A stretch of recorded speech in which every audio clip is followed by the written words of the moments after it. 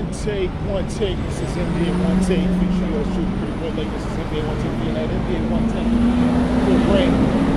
Coming to you live from downtown Brooklyn. This is NBA One Take. November 2nd, 2024. Some games on the docket for me, as well as something I've been reviewing. I'm gonna tell you something. The first game.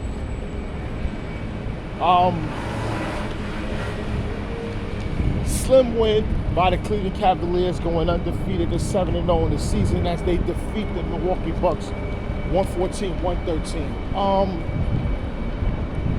What the fuck is going on with the Bucks? What's wrong with the Bucks? There's something wrong with them. There's something wrong with the Bucks, and I am talking. It's more than just a coaching issue. There's a disconnect with everything involved here, and it's because my thing is, look what they did last year. Even though it tanked with the, I'm like, listen.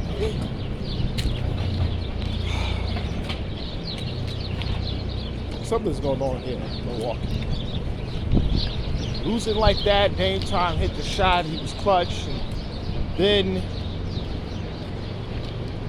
Donovan Mitchell almost loses the ball, almost goes out of bounds, recovers, and was able to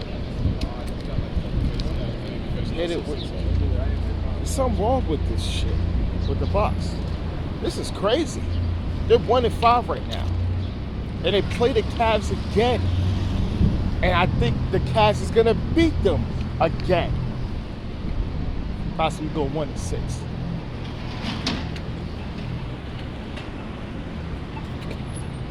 This is a reason to panic. I'm sorry.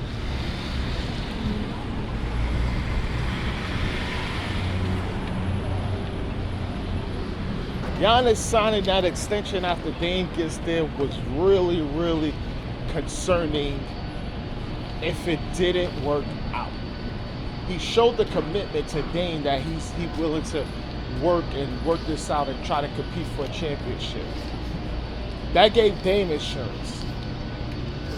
But man, what the hell is going on? All right, Dame had 41. Giannis had 34, 16, and 9. Torian Prince was 16. It seems like the role players is not stepping up. Still without Chris Middleton. They need to do something with him via trade, but no one's taking that kind of big time content. Man. Woo. Man. So we get that. You know, Donovan Mitchell, he had 30, and then Jared Allen had 15. Darius Garland, 11 points, 10 assists. Sam Morrell off the bench with 17. Listen, Kaz looking good too. The thing about it, is this for real? Is this for real? Maybe.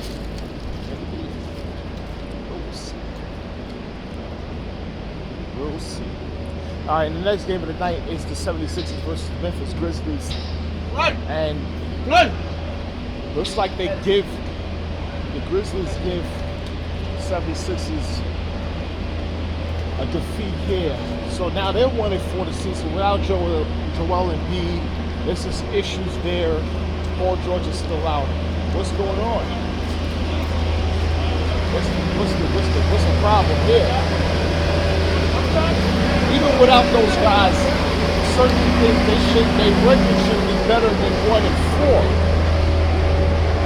Now this is not a concern, but whoa.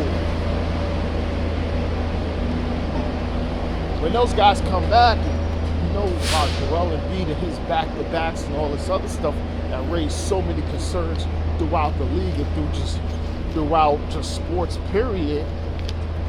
This is crazy. This is crazy.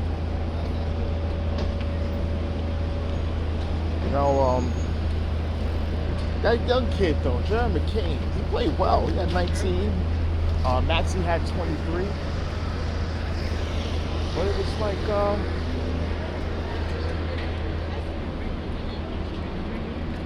just a huge effort by everyone. For the Grizzlies.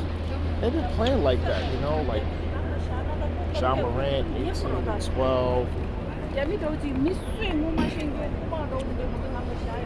John Jackson Jr., 27. Jalen Wells, that young kid, 15. Zach Edey, a double-double, 10 and 10.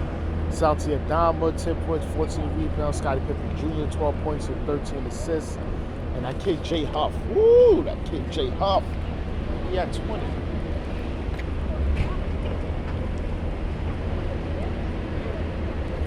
Memphis, even though they're 4-3 in the season, I don't know. I like the stretch of that team. I think if they hold everything together, they would be very, very dangerous. Very, very dangerous. I like the depth. All right, and the next game of the night is on Vince Carter's night. They retired Vince Carter's jersey.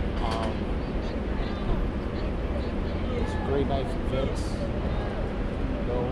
Came there in 98, lockout season, dunking all over everybody. I had a good career at North Carolina, but what he did coming in was just it's just exciting. The dunk contest back in Oakland in 2000. Taking them to the playoffs. Nobody in 2001 to the second round. That great duel between him and Allen Iverson. It didn't end well though. It was really bad for almost two and a half years after that. Injuries and just unwilling commitment to perform.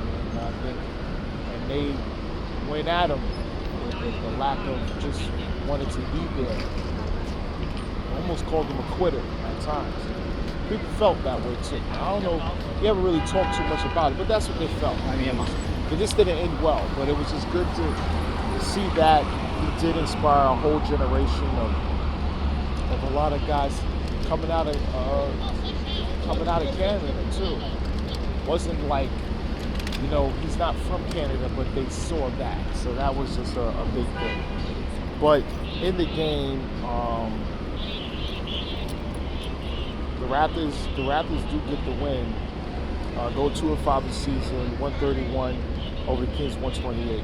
Now, let me just talk at the sidebar. After I just talk about DeRozan, he played well. He had 33. Domantas Sabonis triple-double, 17, 10, and 20. De'Aaron Fox with 24 was playing well. Keegan Murray 16 and 12. Malik Monk 21. And for the Raptors, RJ Barrett, he's always putting in work all this season so far, man. Even though they're 2-5, he got 31 and 9. Grady Diggs continuing his hot shooting. He got 22. Ochai Agbaji had 20. And my boy Chris Boucher had a real great night. Was hitting from all over. He finished with 24. Now let me talk about what happened during the telecast. I heard it when I'm watching it, and Drake gets on, right? And Drake is saying stuff on the telecast about DeMar DeRozan. Obviously, his affiliation with Kendrick Lamar being on his video, and knowing him being from Compton, so you already know that dynamic. So right now, DeRozan and Drake is just not cool with each other at all. And called him a bozo, staring at him, called him all types of curses, words, him and his OVO lieutenant, whatever the hell that motherfucking name is. Drake need to calm down. I think he's just really overdoing it. Really overdoing it. Like you're taking something that's, sports and everything else, and you want to bring it to something else when you don't have to do that. And Drake doing that is like, this is clownish behavior. You know, like, well, he's light-skinned, he's Canadian, he's an idiot, he's thirsty, it's a lot. But there's no sense to do that. You know, DeRozan is cool, he's down to earth, but you don't mess with a dude like that. You know what I'm saying? You don't mess with dudes. You don't mess with a dude like that.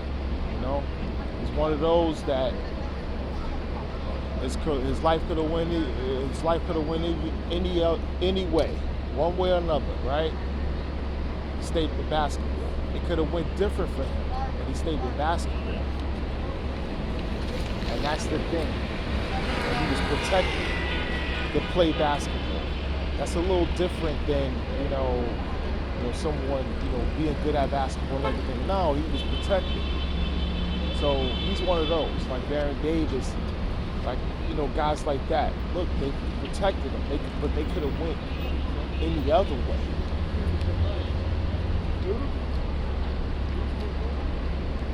And he's still cool with those type of people that, he could have went a different direction. So I think Drake needs to, really relax, and everything else just makes no sense doing that. All right, the last game of the night is the Miami Heat versus the Washington Wizards, as the Heat smashed the Washington Wizards. They smashed them, and it wasn't even a contest. 118-98. Bam Adebayo stepped up big. 32-14. Jimmy Butler 18-8. Tyler Hero 15. And Alec Burks also with 15. For the Wizards, it's Jordan Poole, he had 21. Bilal Coulibaly had 22. And Alex Zar had a decent night for 17 points for the rookie. Wizards are going downhill. Down. That's just it. The Wizards are going downhill. It's bad for them. The Wizards are going downhill. I don't know what's going to happen, but it don't look good with the Wizards. And the Heat said they just floating around 3-2. Is there a trade in the works? Maybe so. We don't know. They're not getting Giannis, but something might happen. That's what I'm hearing. But this is NBA One Takes Pretty Boy Laker, and I'm out.